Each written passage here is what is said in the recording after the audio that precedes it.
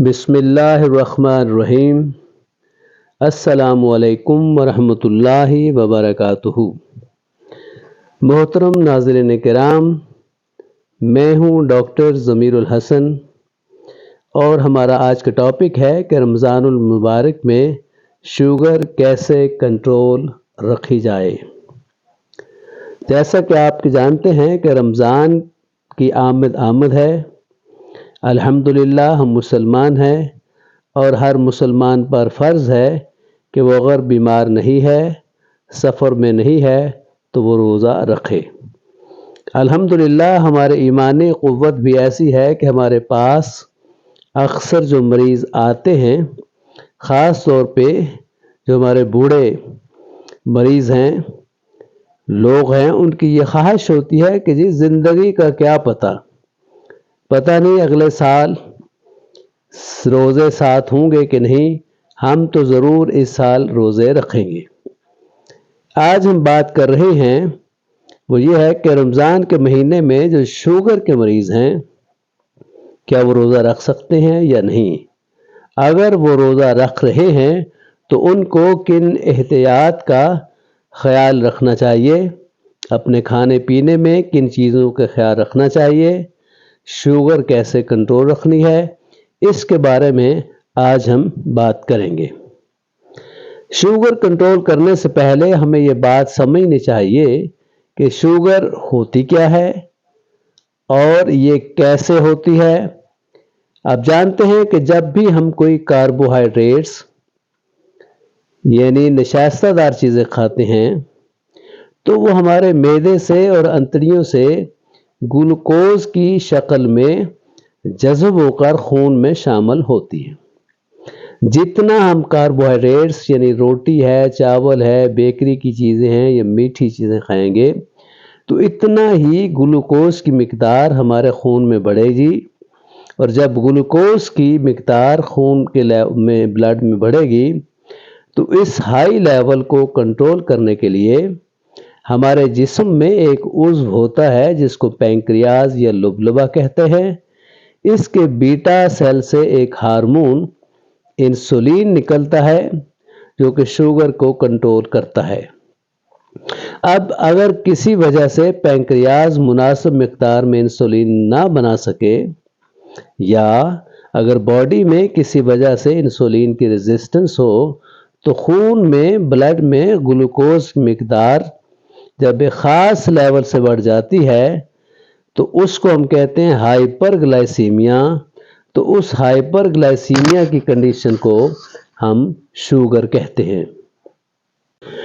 اب جب شوگر کسی مریض کو ہو جائے تو اب ہم نے احتیاط یہ کرنی ہے کہ ہم نے وہ کیا چیزیں ہیں جو نہیں کھانی، کیونکہ ہم کوشش یہ کریں گے کہ اگر شوگر ہے تو ہم وہ چیزیں نہ کھائیں جن سے بلڈ میں گلوکوز کی مقدار نارمل رینج سے بڑھ جاتی ہے۔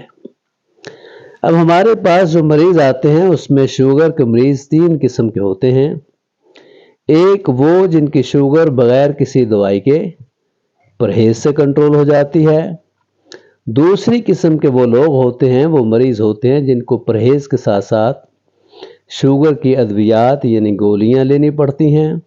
اور شوگر کے تیسری قسم کے مریض وہ ہوتے ہیں جن کی شوگر پرہیز اور گولیاں کھانے کے باوجود کنٹرول نہیں ہوتی، ان کو ہمیں ساتھ انسولین کا انجیکشن دینا پڑتا ہے، کیونکہ انسولین جو ہے وہ ہم منہ کے ذریعے نہیں لے سکتے، کیونکہ انسولین جب ہم کھائیں گے تو وہ معدے میں جو ہے وہ ڈیزالو ہو جائے گی، تو ڈائجسٹ ہو جائے گی تو اس کا اثر ختم ہو جائے گا، اس لیے انسولین ہر صورت میں انجیکشن کی صورت میں ہمیں لینی پڑے گی۔ اب رمضان المبارک میں یہ جو تینوں قسم کے مریض ہیں ان کی جو احتیاط ہے وہ مختلف ہے۔ روزے کے دنوں میں شوگر کے مریض میں 2 چیزیں ہو سکتی ہیں، یا تو شوگر بہت کم ہو سکتی ہے جسے ہم ہائپو گلائسیمیا کہتے ہیں، یا شوگر بہت بڑھ سکتی ہے جسے ہائپر گلائسیمیا کہا جاتا ہے۔ اب ہائپو گلائسیمیا یعنی شوگر لو جو ہوتی ہے وہ جب آپ کی شوگر خون میں 70 यानी 70 मिलीग्राम से कम हो गई हो तो इसका मतलब है कि आपको हाइपोग्लाइसीमिया है। और अगर आपकी शुगर जो है वो 200-250 मिलीग्राम से बढ़ गई है तो इसको कहते हैं हाइपरग्लाइसीमिया। इसमें ज़्यादा ख़तरनाक जो है वो हाइपोग्लाइसीमिया है, ख़ास तौर पे जो बड़ी उम्र के मरीज़ हैं, यानी जिसमें शुगर बहुत लो हो जाती है, कम हो जाती है। तो अगर किसी मरीज़ की शुगर लो हो जाती है या उसे हाइपोग्लाइसीमिया होता है तो उसकी जो आम तौर पे निशानियां ये होती हैं कि मरीज़ को कमज़ोरी महसूस होती है, जिस्म में हल्का हल्का जो है वो कांपना शुरू हो जाता है, पसीना आता है, दिल की धड़कन जो है वो बढ़ जाती है, चक्कर से आने लगते हैं। बाज़ औक़ात अगर शुगर बहुत ज़्यादा लो हो जाए तो मरीज़ बेहोश भी हो सकता है। और ख़ास तौर पे जो बुढ़ापे में बड़ी उम्र के जो मरीज़ हैं उनको ख़ास ख्याल रखना चाहिए। इसलिए हमें ये कोशिश करनी है कि रोज़े के दिनों में, रमज़ानुल मुबारक में मरीज़ जो है वो रोज़े की हालत में उसको हाइपोग्लाइसीमिया जो है वो ना हो, वो हाइपोग्लाइसीमिया में ना चला जाए।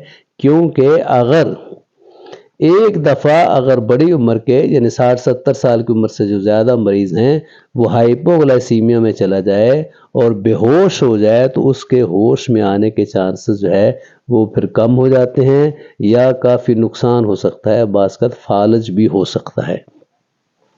लिहाजा हमें कोशिश ये करनी है कि रमज़ानुल मुबारक में शुगर के मरीज़ों की डाइट प्लान और मेडिसिन इस अंदाज से अपनाएं कि ना तो उनको हाइपोग्लाइसीमिया हो और ना ही वो हाइपरग्लाइसीमिया का शिकार हो, यानी शुगर उनकी बहुत ज़्यादा भी ना हो और बहुत कम भी ना हो। अब इसमें जो मरीज़ या जिन मरीज़ों की शुगर परहेज से कंट्रोल हो जाती है तो उन्हें तो अपनी परहेज जारी रखनी चाहिए। कोशिश करें कि वो सहरी में ज़्यादा पेट भर के ना खाएं, क्योंकि जितना ज़्यादा खाना खाएंगे उससे बाद में ग्रेविंग होगी, भूख लगेगी, दिल और खाने को चाहेगा, प्यास भी ज़्यादा लग सकती है। और अफ्तारी जो है उसमें भी एहतियात से, सब्र से अपने आप को कंट्रोल करके खाएं, क्योंकि सबसे ज़्यादा बद परहेज़ी इफ्तार में होती है, क्योंकि भूख ज़्यादा होती है और शुगर भी लो हो रही होती है। इसलिए अक्सर लोग जल्दी जल्दी मीठी चीज़ या कोई शरबत या दूध सोडा मीठा बना कर लेते हैं, जिससे शुगर का लेवल यकदम हाई हो सकता है। लिहाजा इफ्तारी के वक्त एहतियात से अपने आप को कंट्रोल करके खाएं। जैसा सारा दिन रोज़े में सब्र किया है, कंट्रोल किया है, इफ्तारी के वक्त में भी आपको सबसे ज़्यादा अपने आप को कंट्रोल रखना पड़ेगा। शुगर के मरीजों के लिए ज़रूरी है कि वो नशास्तादार चीज़ें यानी कार्बोहाइड्रेट्स कम से कम लें, ख़ास तौर पर सहरी में मीठी चीज़ें और चावलों से परहेज़ करें। अब हम उन मरीज़ों के लिए जिनकी शुगर दवाइयों से कंट्रोल होती है उनके लिए जो है वो बात करते हैं। उनके लिए ज़रूरी है कि वो अपनी दवाइयाँ जो गोलियाँ जो रूटीन की हैं वो जारी रखें। लेकिन ये जो ज़रूरी सुनने वाली बात है, लेकिन इसमें सिर्फ तब्दीली ये लानी है कि जो दवाई वो सुबह लेते थे रूटीन में नाश्ते के वक्त, अब सुबह वाली दवाएं वो शाम को इफ्तारी के बाद लें, और जो शाम को दवाई पहले लेते थे रात के खाने से पहले वो अब सुबह को सहरी के वक्त लें। इसके बाद अपनी शुगर जो है वो भी डेली चेक करें। अगर दिन में किसी वक्त उनको महसूस हो कि उनकी शुगर लो रही है तो कोशिश करें कि वो 70 यानी 70 मिलीग्राम से कम ना हो। चेक करके पता चल जाता है ग्लूकोमीटर से, क्योंकि अगर 70 मिलीग्राम से शुगर कम हो गई तो वो ख्याल रखें, अपने घर वालों को बताएं कि जी मेरी शुगर लो हो रही है। अगर तो इफ्तारी का वक्त नज़दीक है तो इफ्तारी तक इंतज़ार करें, लेकिन घर वाले ये एहतियात करें कि मरीज़ की कंडीशन देखते रहें کہ کہیں وہ بے ہوش نہ ہو جائے، کیونکہ اگر زیادہ ہائپوگلائسیمیا ہو گیا، شوگر زیادہ لو ہو گئی اور مریض بے ہوش ہو رہا ہے تو روزہ توڑنا پڑے گا، اور اگلا روزہ اگر رکھنا ہے تو اس میں اس کو سحری جو ہے اس کے وقت اس کی شوگر کی دوائی جو ہے وہ کم کرنی پڑے گی۔ اب جو مریض دوائی کے ساتھ ساتھ انسولین لے رہے ہیں تو ان کے لیے بھی یہ ضروری ہے، کیونکہ سارا دن جو ہے وہ روزے میں کھانا نہیں ہوتا، لہٰذا جو ڈوز وہ صبح کے ناشتے کے ساتھ گولیوں کی اور انسولین انجیکشن کی لیتے تھے روزوں سے پہلے، اس کو رات کی افطاری کے وقت جو ہے وہ کنورٹ کریں، یعنی جو صبح کے ناشتے والی جو ڈوز ہے انسولین کی یونٹ ہیں اور جو دوائیاں ہیں وہی یونٹ اور دوائیاں انہوں نے رات افطاری کے وقت لینا ہے، اور جو رات کو پہلے ڈوز جو رات کو لے رہے تھے وہ دوائی لے رہے تھے وہ اب انہوں نے صبح سحری کے وقت لینے۔ مثلاً اگر وہ رمضان سے پہلے صبح ناشتے وقت 30 یونٹ لگا رہے تھے اور شام کے کھانے کے ساتھ 20 یونٹ انسولین لگا رہے تھے، تو اب انہوں نے اس کو ریورس کرنا ہے، یعنی رات کے 20 یونٹ جو ہے وہ صبح سحری کے وقت لے آئیں اور صبح ناشتے والے 30 یونٹ رات کو افطاری کے وقت لے جائیں۔ اس طرح ان کی شوگر بھی کنٹرول ہوگی اور ہائپوگلائسیمیا میں جانے کے چانسز بھی کم ہوں گے۔ لیکن اس کے باوجود اگر کوئی مریض سمجھتا ہے کہ دن میں 12 بجے کے قریب یا اس کے بعد اس کی شوگر زیادہ لو ہو رہی ہے تو آئندہ اگلی سحری پہ اس نے انسولین کی ڈوز جو ہے وہ 2 یونٹ کم کرنی ہے، یعنی اگر وہ 20 یونٹ لے رہا ہے تو اس کو 18 کر دے۔ اس سے بھی اس کو اگر دن میں محسوس ہوتا ہے کہ شوگر کم ہو رہی ہے تو پھر اگلے دن 16 یونٹ کر دیں۔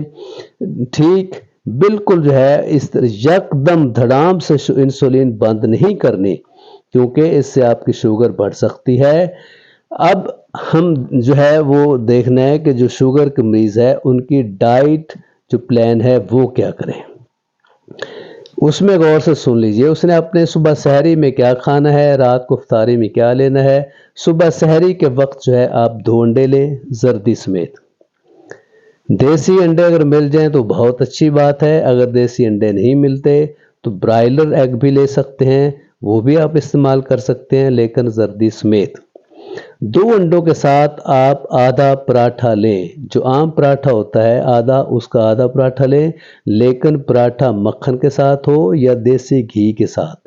ڈالڈے گھی یا بازار کے جو ویجیٹیبل آئلز ہیں اس کا نہیں لینا، کیونکہ ان میں اومیگا 6 ہوتا ہے جو انفلامیشن کاز کرتا ہے۔ اس لیے اگر آپ نے پراٹھا لینا ہے تو یا تو مکھن کا ہو یا دیسی گھی کا آدھا پراٹھا لیں، سالن کے ساتھ لے لیں، دہی کے ساتھ لے لیں، ملائی کے ساتھ لے لیں یا مکھن کے ساتھ لے لیں۔ ٹھیک ہے، یعنی 2 انڈے، آدھا پراٹھا۔ اب آپ 1 یا 2 گلاس لسی کے لے سکتے ہیں، لسی میں تھوڑا سا نمک بھی ڈال سکتے ہیں، وہ لے لیں۔ اگر آپ نے ایک کپ چائے جو پینی ہے تو وہ بھی بغیر چینی کے آپ پی سکتے ہیں۔ اس کے ساتھ اپنی روٹین کی دعائیں جو آپ کی دوائی ہے، شوگر کی گولی ہیں یا انسولین جو ہیں وہ لیں، جیسا کہ میں نے پہلے کہا تھا کہ جو آپ کی شام کی ڈوز تھی رمضان المبارک سے پہلے وہ اب سحری کو لیں، اور صبح ناشتے والی جو دوائی ہے وہ افطاری کے وقت لیں۔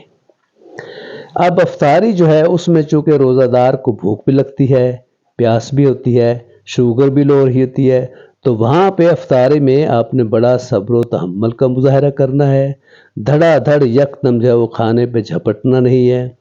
سب سے پہلے ضروری چیز ہے کہ آپ نے افطاری میں بالکل کوئی بھی میٹھی چیز، میٹھا شربت یا دودھ سوڈا یا کوئی بوتل وغیرہ سوڈا ڈرنکس نہیں لینی، کیونکہ ان کے استعمال سے گلوکوز کی ایک سپائک جو ہے وہ بلڈ میں آئے گی، جس سے انسولین سیکریشن بڑھے گی، انسولین پہ بوجھ بڑھے گا اور آپ کی شوگر جو ہے وہ خراب ہونے کے چانسز ہیں، یا آپ پھر ہائپر گلائسیمیا میں جا سکتے ہیں۔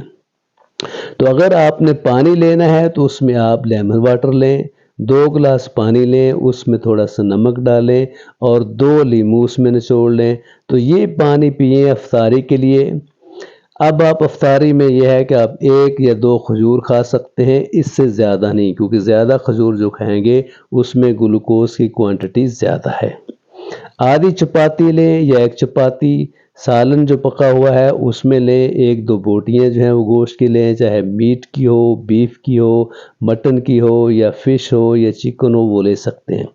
سیلڈ کا استعمال لازمی کریں، جو کہ کروسی فیرس ویجیٹیبل یعنی سبز پتوں والی جو سبزیاں ہیں ان کا سلاد بنائیں، ان میں 2 چمچ ایکسٹرا ورجن اولیو آئل ڈالیں، تھوڑا سا جو ہے وہ نمک ڈالیں، کالی مرچ جو ہے وہ پیسی ہوئی وہ بھی اس میں ڈال سکتے ہیں، اور اس میں 2 چمچ دہی بھی ملا سکتے ہیں۔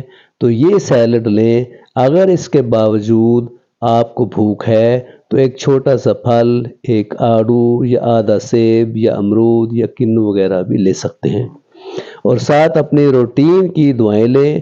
اب کھانا کھانے کے تقریباً 1-1.5 گھنٹے بعد آپ شوگر چیک کریں۔ اگر آپ کی شوگر 200 سے نیچے ہے تو اس کا مطلب ہے آپ کی جو خوراک ہے اور میڈیسن ٹھیک ہے، لیکن اگر آپ کی شوگر 200 سے زیادہ ہے تو اس میں احتیاط کریں، اپنی میڈیسن کی ڈوز بڑھائیں یا اپنا کھانا کم کریں۔